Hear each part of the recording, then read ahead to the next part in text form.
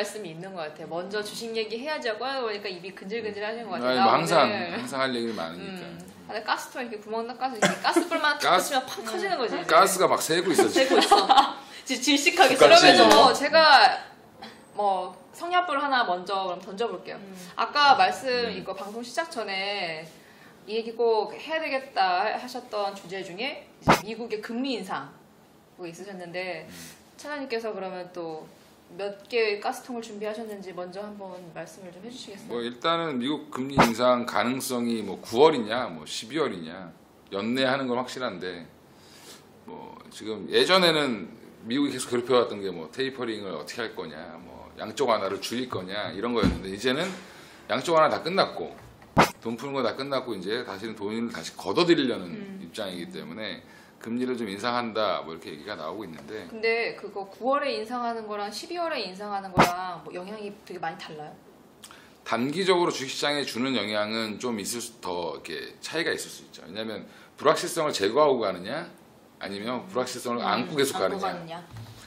그러니까 그 차라리 업계에서는 빨리 했으면 좋겠다. 매도 그냥 빨리 맞는 게 낫다. 매를 차라리 맞는데 그게 사실은 매일 수도 있지만 금리를 인상하고 나면 미국 경기가 좋아지는 거니까 전체 시장 경기가 좋아지지 않겠냐라고 거시적으로는 보고 있고 최근에 이제 주로 이제 그 주요 그 국가들의 원수들이 뭐 높은 사람들이 금리를 빨리 올려라 차라리. 차라리. 하긴 지금 저도 그 기사 되게 계속 본 것 같아요. 그 하얀 머리 아줌마가 이렇게 딱 하고 있는 사진, 뭐 금리 올린다고 앨런 몇 달 전부터 계속 본 것 같은데 그래서 올린다는 거야, 만다는 거야. 몇 달 전이 아니라 그 사진도 계속 보는 거 먹어. 다른 사진이 없나 봐. 그게 서브프라임 터지고 몇 달 안 나와서 다시 금리를 인상할 거라는 얘기가 지금 한 7년째? 네? 7년째요? 7년째 올릴 거다 했는데 돈 2008년 풀고 이후로 계속? QE 나오고 이제 양적 완화 나오고 또 올릴 거다라고 했는데 또 한 번 또 양적 완화 했고 하고 계속 했었는데 이제는 뭐 작년에 이제 그 양적 완화 종료시켰고 이제 남은 거는 이제 금리 인상을 하는 건데 이제 언제 할 것이냐에 대한 부분들을 이제 시기를 어느 정도 이제 좀 가늠을 잡았기 때문에 9월 달에 한다. 사실 이제 이달이잖아요. 네. 그래서 이달에 할 거냐 말 거냐에 대한 논쟁도 되게 많죠. 왜냐하면 지금 뭐 아까 그 중국 같은 경우도 사실 분위기가 별로 안 좋고 그다음에 그런 것 때문에 주가도 많이 떨어져 있는 상황이고 또 신흥국 같은 경우 되게 힘들어하는데 여기서 니네들이 금리를 인상할 수 있을 것이냐라고 이제 보는 시각이 있고 아까 얘기하셨던 것처럼 금리를 하지 않겠냐 또 보는 사람들이나 혹은 그걸 시장에서 이제 원하는 사람들도 많아졌어요. 차라리 그냥 해버리고 빨리 끝내자. 어차피 할 건데 언젠가는 할 건데 9월 달에 하나 뭐 12월 달에 하나 내년 초에 하나 그렇게 질질 끄지 말고 빨리 해답지를 먼저 답안지를 주면 그 해답지를 보고 우리가 판단을 할게. 이걸 기다리는 사람들이 아직도 있죠. 그래서 저 같은 경우에는 사실 9월 달보다 좀 늦춰지지 않을까 개인적으로 생각을 하고. 어떻게 보세요? 뭐 늦춰질 일단 뭐 IMF에서도 늦추라고 얘기했고 뭐 이게 압력은 넣고 있는데 미국 애들은 굉장히 이기적이에요. 이때까지 내가 미국을 지켜본 결과 주변에서 아무리 압력을 넣어도 자기가 하고 싶은 대로 해. 근데 지금 경제 지표들이 다 좋거든. 미국은 다 좋아요 지금. 뭐 한두 개 정도가 잠깐 뭐 주춤하고 이러지 뭐 실업률도 낮아지고 있고 뭐 지금 그 소비도 늘어나고 있고 근데 수출도 지금 굉장히 늘어서 중국보다 더 많이 수출하고 있는데 지금. 그러니까 그런 것들을 봤을 때 미국에서는 안 올릴 이유가 없다는 거지. 근데 자꾸 다른 데서 압력을 넣는 거지. 야, 니네가 올리면 우리가 힘들어. 근데 미국 애들은 이기적이라 내가 볼 때는 아이 됐어, 나는 올릴 거야. 우리 이 방송 영어 자막으로 안 나가죠. 진짜로 그렇게 저는 생각을 해요. 그래서 이번에 만약에 미국이 늦춰지면 전 세계를 위해서라고 이렇게 또 생색을 낼 수도 있다. 막 이렇게 월드 피스 막 이렇게. 미국이 잘하는 거잖아요. 맞아. 뭐지? 미스 코리아니고 미스 월드 유니버스인가 뭐 아무튼 그거 뽑을 때도 맨날 나와서 월드 피스라고 그러나 맨날 걔네. 그건 이제 우리 미스 코리아도 피스 얘기해요. 그렇죠. 세계 해봤잖아. 어떻게 하는 거예요? 이런 거. 나가봤어요? 오. 이런 거 감사해요. 아닙니다. 일어서서 영광이야.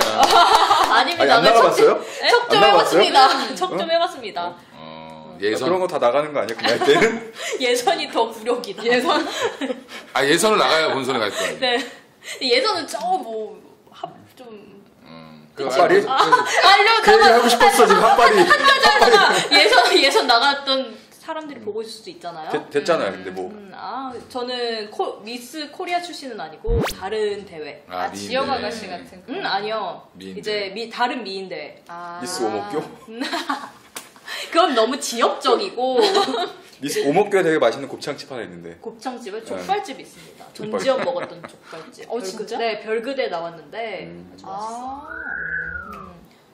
아무튼 목동 이야기는 여기서 마감하도록 하고, 근데 저는 궁금한 게 이 미국이 지금 금리 인상을 할 것이냐 말 것이냐의 그 갈림길 뭐 좀 불안한 휘청휘청한 상태라고 하는데, 그게 우리 좀 불안하기 때문에 우리나라 증시에도 영향을 미친다는 건지, 왜 금리 인상 얘기는 나오는데 왜 우리나라 증시까지도 이렇게 연관지어서 이렇게 인과관계를 이렇게 맺는지, 저는 이게 어떤 좀 관계냐? 저는 뚜렷하게 좀 감이 안 오거든요. 그러니까 저도 그건 잘 모르겠어요. 오히려 이렇게 걔네가 금리 올린다고 하니까 우리도 금리 그럼 같이 올리고 그래가지고 같이 덩달아 월세가 올라가고 성인 살기가 힘들어지고 막 이런 플로우는 알겠는데 네. 증시에 어떻게 영향을 네. 주는지는 사실 약간 그래서 좀 왜 지금 그게 이제 외국인 포지션 때문에 그런 건데, 사실은 금리를 올리게 된다라고 하면 해외에 있던 자금들이 굳이 해외에서 운용되지 않고 미국 가서 이자 받아도 되는 자금들이 생긴다는 거죠. 그럼 금리가 올라간다는 건 걔네도 배당률도 올라갈 수 있는 거고, 그러면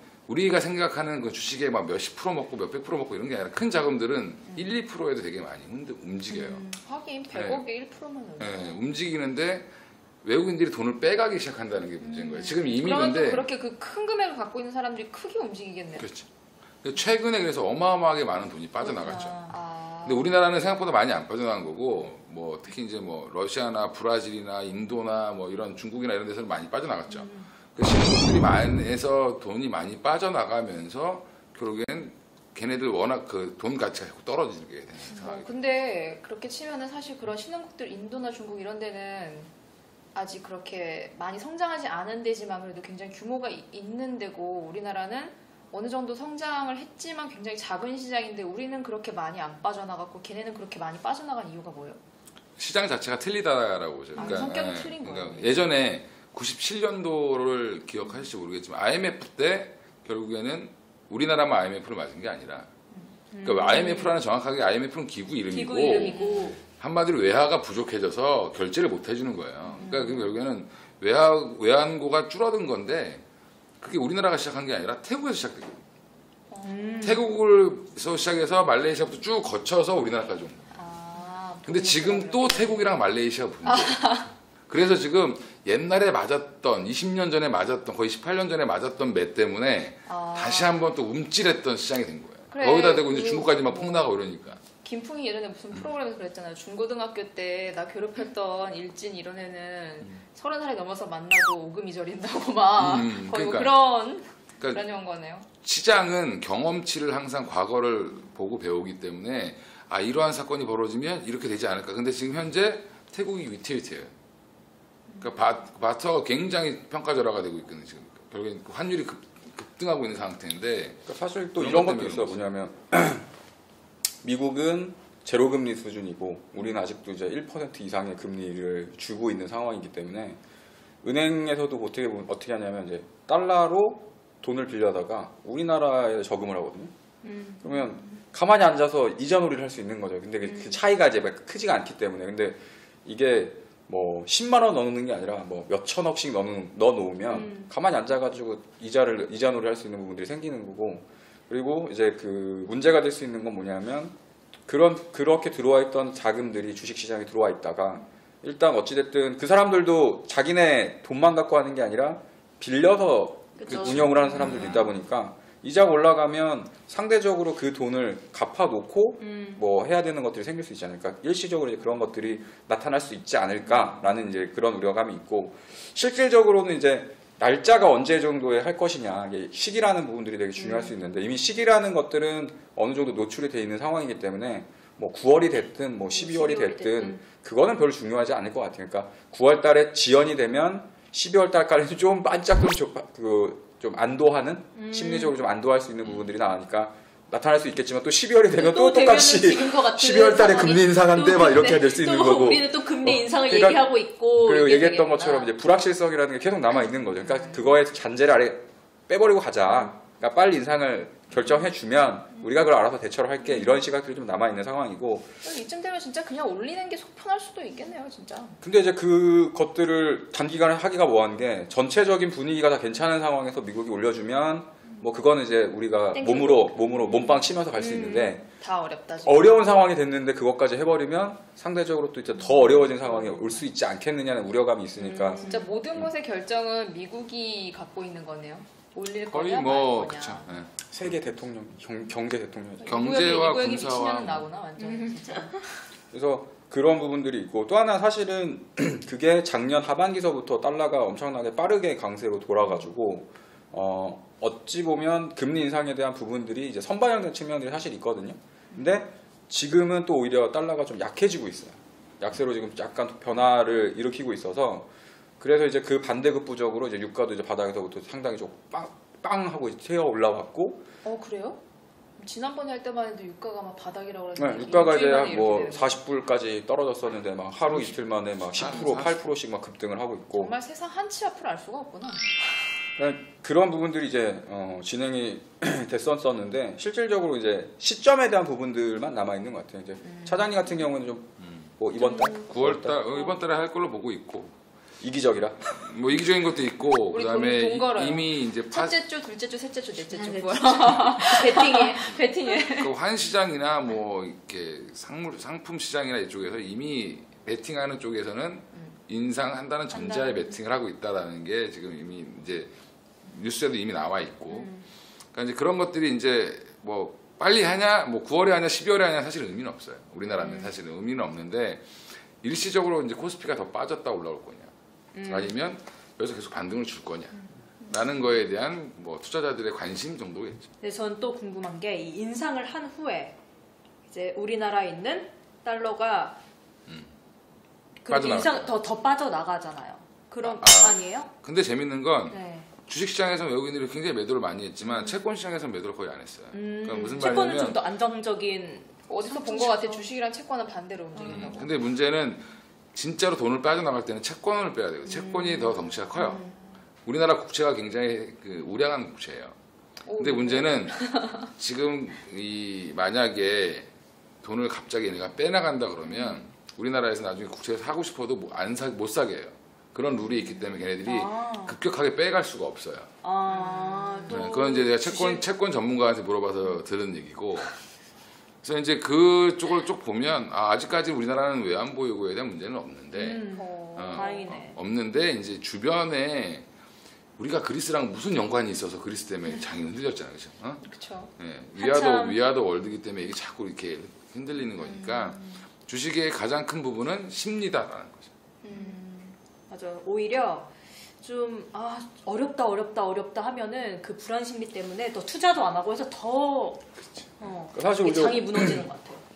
최근에 보면 주가가 빠지는데 사는 사람들이 없으니까 더 떨어지는 상황이 이제 맞아. 발생을 하고 좀 안정을 됐다고 해도 대부분 이제 좀 많이 떨어진 것보다는 그나마 좀 살아 있었던 애들 쪽으로 이제 주식. 그래도 또 역으로도 이렇게 생각을 하시는 분들이 있잖아요. 좀 이때가 저가 매수의 타이밍이다 해서 매수. 매수 아니면 매수 너무 센다. 너무 강하게. 나 서울 사람인데. 오목교 사투리? 서쪽은 그럽니다. 네, 서울 서쪽은 그래요. 아무튼 뭐 그래서 뭐 미국 금리 인상이라는 건 어차피 뭐 기정사실화 되어 있는 거고 시점이 이제 어느냐에 따라서 틀려지는데 이미 이제 어느 정도 증시에는 또 선반영됐던 측면들이 있기 때문에 뭐 큰 영향 없이 오히려 더 좋아지는 쪽으로 보는 사람들이 더 많다라는 거고, 다만 이제 인상을 했을 때 빠졌다 가느냐 바로 올라가느냐를 이제 좀 달리 보고 있는. 그러니까 이제 그 타이밍을 못 기다리는 거죠. 그러니까 빠질 건지 바로 올라갈 건지를 모르니까 만약에 발표하면 올라가면 쫓아가는 거고 빠지면 떨어졌을 때 사자. 그다음에 이제 저가 매수 타이밍의 문제인 거네요. 기다리고 있는 거죠. 결정을 어떻게 할지에 대한 부분들만 결정하고 있는 거고, 사실상 대부분의 사람들은 금리 인상한 이후에 시장은 오히려 더 좋을 수 있다라고 기대를 하고 있습니다. 주옥 같은 말씀. 감사합니다.